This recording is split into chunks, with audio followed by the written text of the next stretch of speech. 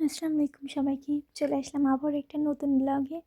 তো আজকে আসছিলাম আমরা যশোর থেকে আমরা খুলনায় যাব। তো অনেক দিন পর আসলে আমরা যশোর আসছিলাম একটা বিয়েতে। তো অনেক দিন পর আমরা খুলনার উদ্দেশ্যে রওনা হচ্ছি এবং এটা ছিল আমার লাইফের প্রথম ট্রেন জার্নি। জীবনে কোনোদিনও ট্রেনে উঠিনি, এই ফার্স্ট টাইম আমার ট্রেনে ওঠা হবে।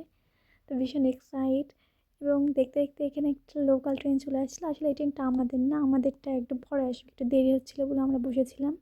দেখে না মানে লোকাল ট্রেনগুলো এমন এক যে ছোট্ট একটা জানলার ফাঁকা দিয়েও মানুষ এত ভিড় ছিল, যে ছোট্ট একটা জানলার ফাঁকা দিয়েও লোক ওঠানামা করছিলো। ওই যে আমি একজন একজন মহিলাকে আমি দেখছিলাম যে এরকম ছোট্ট একটা জানলার পুকুরে তাকে মানে ফাঁক দিয়ে তার ভিতরে মানে বসাচ্ছে। আসলে এত ভিড় ছিল।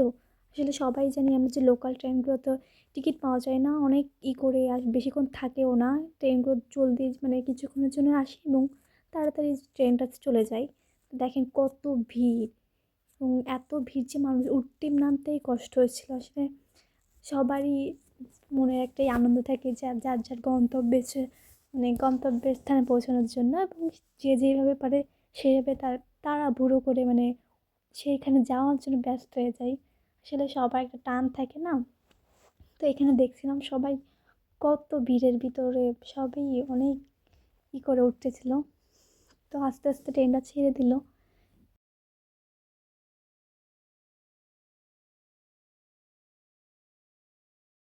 আসলে আমি জীবনে কোনো দিনও আসলে সামনে থেকে এরকমভাবে ট্রেন দেখিও নি, আর আসলে উঠিও নি। আমার ফার্স্ট টাইম, আমি অনেক এক্সাইট ছিলাম।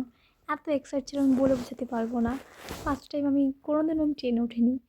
তো আমি কিন্তু ভাবছিলাম যে সব ট্রেন তো আসলে আমাদের ট্রেনটা কখন আসবে, আমি এত এক্সাইট ছিলাম।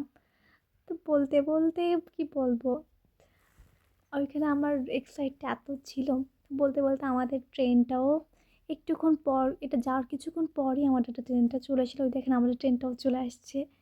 ভীষণ এক্সাইট হয়েছিলাম, মানে এত এক্সাইট বলে বোঝাতে পারবো না। যখন ট্রেনটা আসলো আমি তো এত এক্সাইট, কি বলবো। ট্রেনটার অপেক্ষায় মানে করতে পারছিলাম যে কখন ট্রেন আসবে, কখন ট্রেন আসবে, কখন উঠবো, কখন আমরা বাসায় যাবো। আসলে আমরা যশোর থেকে আমরা খুলনা থেকে যশোরে আসি। তো এখন যশোরের থেকে আমরা খুলনায় যাব। আমাদের বেড়ানো টেড়ানো সব শেষ, এখন যাচ্ছি আমরা খুলনায়। তো আমরা এবার আমরা ট্রেনে যাওয়ার প্ল্যান করেছিলাম।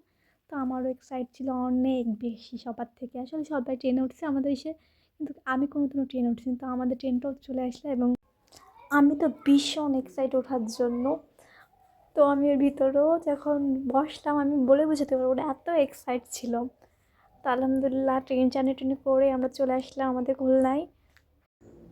এবং ট্রেন জার্নিটাও খুব ভালো ছিল, আমার ট্রাভেলটা অনেক ভালো ছিল, জার্নিটাও খুব সুন্দর ছিল। তো আলহামদুলিল্লাহ সব মিলে বলবো খুব ভালো মজা করে এত কটা দিন কাটাইছি। পুরো এক সপ্তাহ আমরা বাসার থেকে বাইরে ছিলাম। তো এক সপ্তাহ পরে আমরা বাসায় ফিরলাম সবাই মিলে। আলহামদুলিল্লাহ সুস্থ আছি। আমার ব্লগ আজকে এই পর্যন্ত। আশা করি আপনাদের কাছে ভালো লেগেছে। যদি কোথাও খারাপ লেগে থাকে বা আমার কথা বুঝতে অসুবিধা হয়ে থাকে তো অবশ্যই আমাকে কমেন্ট করে জানাবেন।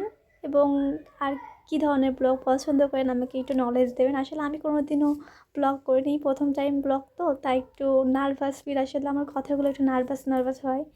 তো যদি কোথাও বুঝতে অসুবিধা হয় বা খারাপ লেগে থাকে তো আমাকে একটু ক্ষমার দৃষ্টিতে রাখবেন, এবং আমার থেকে যারা বড় বড় ব্লগার আছেন তারা আমাকে একটু সাপোর্ট করবেন।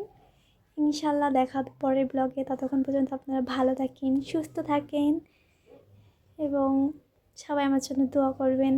আলহামদুলিল্লাহ, আল্লাহ হাফেজ।